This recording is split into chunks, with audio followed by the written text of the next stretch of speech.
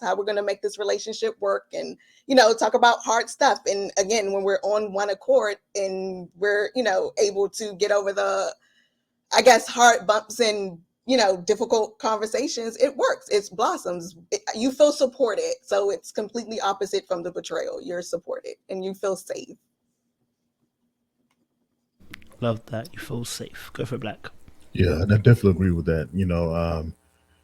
My position, when finding someone that accepted it, they were open to me, I was open to them. That is truly, I believe, it's when the relationship really starts to begin. Um, when walls are down, when one person trusts, your person trusts you, you trust them, and you guys can be vulnerable with your feelings. No matter if the other person's going to look at it one way or another, they still accept it. They don't have to always agree with how you receive love or receive intimacy, but if they can understand it and are willing to tap into that area just to make you happy, that shows that someone is really into you. And I think you really understand about sacrifice, because people don't want to do what they don't want to do. But if someone is willing to do something that they really don't want to do because they know it makes you happy, then that's someone who's really into you. You cannot ignore those signs. You have to appreciate those signs and not take them for granted. Love that, Black. Thank you. Ajoba, talk to me. Intimacy gone good. Talk to me.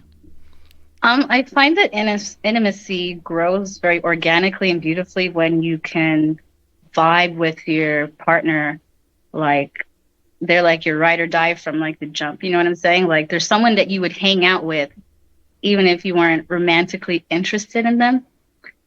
So when you kind of have that kind of sense, this is someone I could spend a lot of time with. We can do a lot of things together. And you can build that kind of friendship, that it's not a platonic friendship, but like that kind of sense of camaraderie. I think it works very beautifully, actually. And especially with men, they just don't want to feel like they're with somebody that is just their woman and they're supposed to do this, then, and the third because it's their woman. They want to do with you or for you or open up to you because they see you as someone that is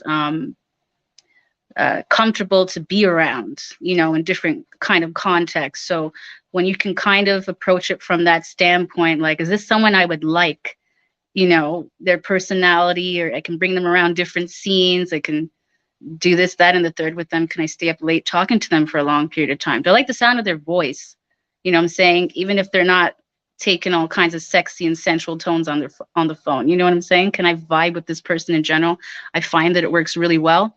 And it actually is quite sexy when someone is a sapiosexual, if you will. You can kind of get into their dome.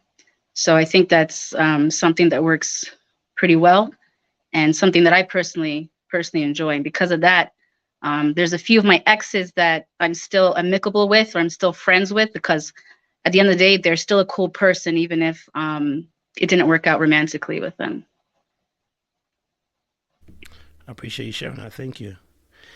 V, talk to me. Intimacy gone good? I think when it went good, I felt free. I felt safe. I felt protected.